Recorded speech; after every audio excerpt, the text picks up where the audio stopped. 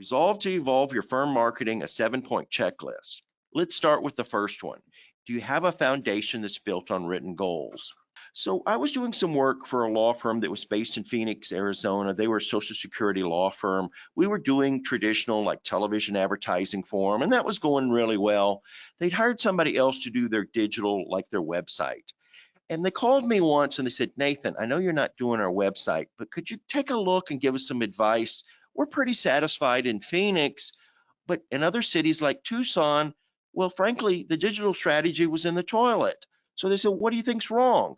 And at this meeting, I said, you don't have any Tucson content. How in the world is Google supposed to know you're interested in Tucson, or more importantly, that the people in Tucson should be interested in you if there's nothing on your site to explain this? The real problem wasn't that they didn't have any Tucson content. The real problem was that nobody stopped to think of what the goals were before they got started. So you want to start with what are our goals before we begin to code a single thing. And geo, like we just talked about, could be one of them, but there's others. Like what types of cases? So a lot of law firms do a whole lot of types of cases, but some are more important than others. This is something you want to discuss up front.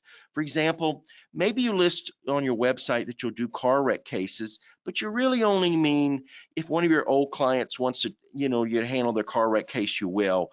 It's more the stuff that falls in your lap. Or maybe you want to be a real player with those, strong arm, heavy hammer, those kind of PI lawyers. That's a real difference in your strategy and frankly, your budget too. You need to discuss this up front. So one way we can look at marketing and digital in particular is we look through it the lens of whether this is a referral, somebody coming to look for us by name, and what do they experience when they go to our digital platforms like our website, or is it a category search? Are they looking for Smith and Jones Law Firm, or are they looking for an intellectual property attorney in Chicago?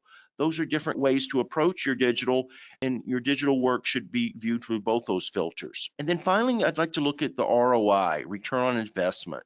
Are you a kind of firm where there's like high volume, small fees, you just need to do a lot of cases, or you one where there's like really big fees and you don't do them as often? All of these could affect what your program needs to be and what your budget maybe needs to be. You might have some goals also that are not necessarily about numbers of cases. You might have events that you want to promote. Maybe there's pro bono issues that you want to publicize. Maybe employee recruiting is important. Speaking of social media, maybe you want followers, but we should discuss why is that? It's hard to get a lot of cases from something like Twitter, but you might have other goals. For example, I'm trying to do more speaking at legal conferences.